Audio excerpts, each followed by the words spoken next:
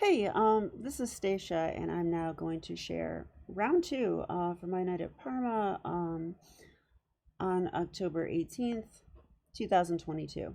And this game, I played David Mora. I played him once before, and I believe that game's on my channel. And last time he had white, but this time I have white, so I had no clue what he plays. And well, he's been rising up through the ranks really fast, a testament to him. I mean, he first came to Parma and was like 1100 or something, and it's only a few months later, if that, and he broke 1700 already. So this player is serious, and I was going to take him serious. He's also very fast, which, if you know me, time pressure is, or just getting in time trouble is like a regular thing for me. So I'm like especially at risk against a player like this who can play so quickly. So okay, let's look at the game. I played e4, he went e5, knight f3, knight c6, bishop c4, knight f6. Okay, so we have the Italian game and the two knights defense against it, and yeah, I have two moves in my repertoire at this moment. I have the move d4 and I have the move knight g5. Knight g5 used to be my main weapon, but I actually don't like these positions so much. Like here, knight a5, check, here, here. And I like the bishop d3 line here. And then black will usually play like something like this move, discover attack on the knight drops back. Then they can even play like this if they want to. Actually, let's protect the pawn first. Let's do that. Okay, let's say a castle. They go here, and I go rook e1. And I actually had this in a tournament game. In a slow time control game, I had a position very similar to this. And I was just thinking the whole game, I'm like, I'd rather be black. Like, why am I playing this opening? Like, I hate this. I'd rather be black here. Like, I don't like having the extra pawn. I'm not even confident I could win with it. I mean, it's doubled. It's like, I don't know. I was not comfortable with this at all. And so I will still play it sometimes, but I started playing this move instead, d4, which is called the open Italian. And now if they take it, which they usually do, we just transpose into a Scotch Gambit. I just castle, and yeah, this is a Scotch Gambit now. So I don't know much about this opening, but I'm having good results with it so far anyway, somehow. So let's see what we can learn about it. Now in the game, he went bishop to c5. I have no idea what the main move is here. I'm assuming it's knight takes e4. I think that's what I would play. So if knight takes e4, I mean, rook e1 looks pretty natural. Then they can play d5. I think this is what I play.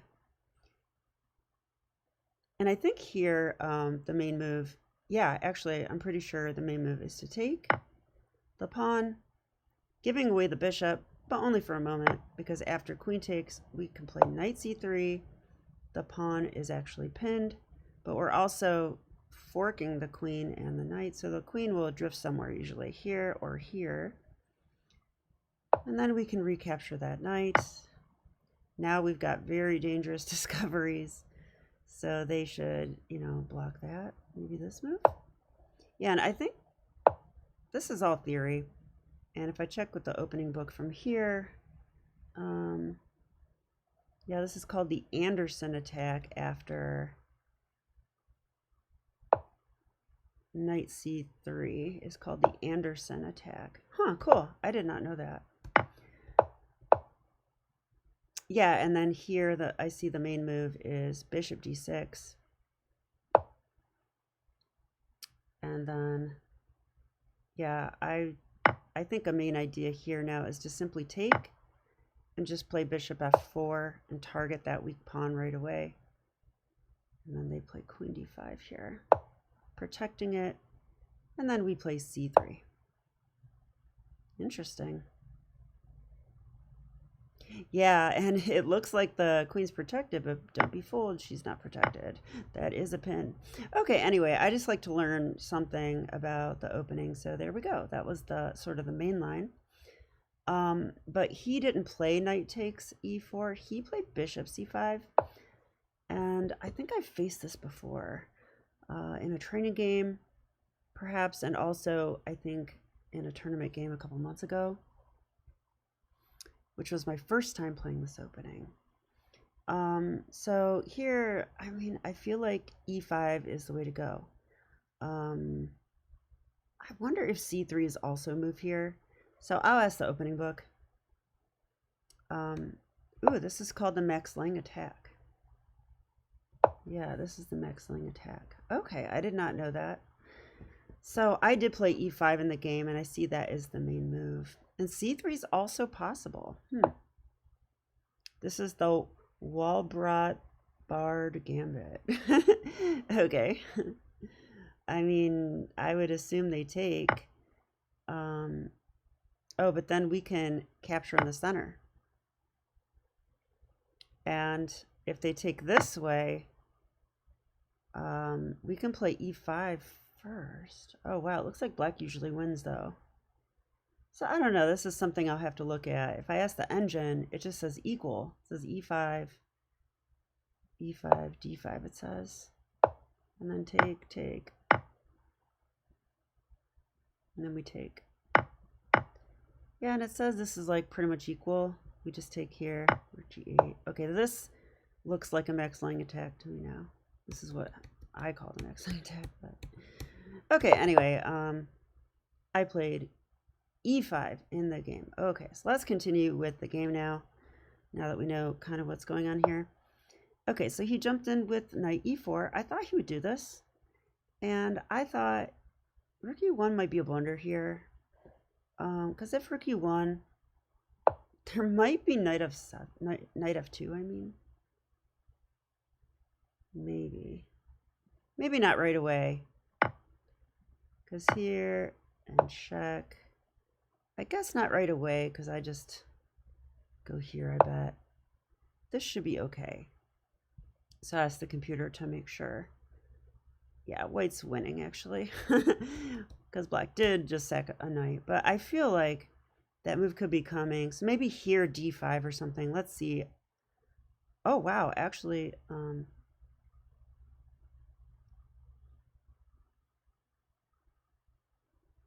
oh, wow, this is just a blunder. Okay, I didn't realize that, but I'm looking with the engine now. This explains what happened in the game then, because he loses a piece very shortly. Yeah, knight e4. You know what? I think I've made this same blunder myself before as black. And I recall now that the problem with this move is that the knight, if you're going to play knight e4, you're usually going to try to get knight c5 and knight e6. It's usually what you're going for. But with the bishop on c5, you can't do that.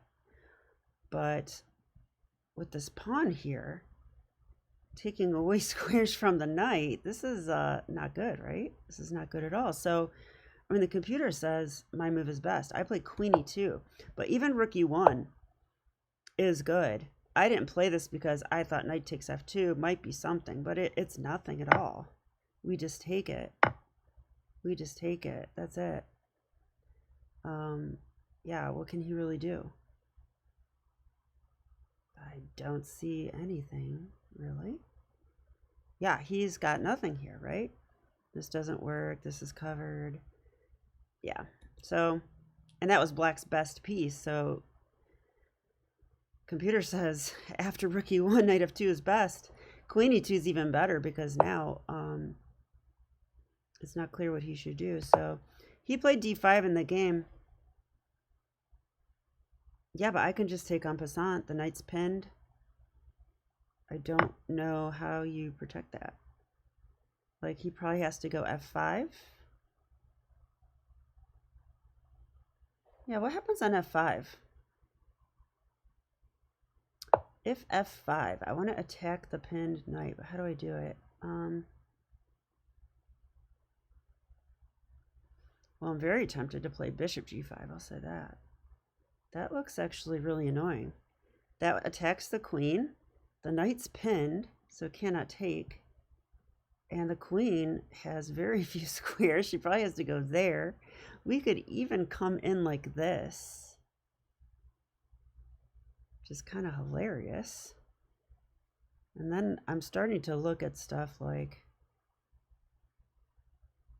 just attacking on f2 or maybe knight. Yeah, okay, there's a lot of good stuff here. So bishop g5, okay, it is the top engine move. Oh yeah, they could take here. I didn't realize that for some reason. Okay, but in this position, I can attack the knight again, right? And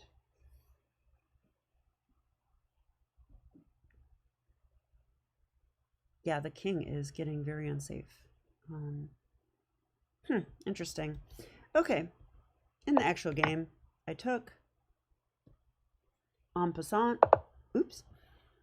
He protected with bishop f5, but I thought that's just a blunder because now there's not even f5, and f5 is risky. But now I just attack it, right? Like doesn't this just win a piece? So yeah, this happened. He castled, take. He took there, and now I just tried to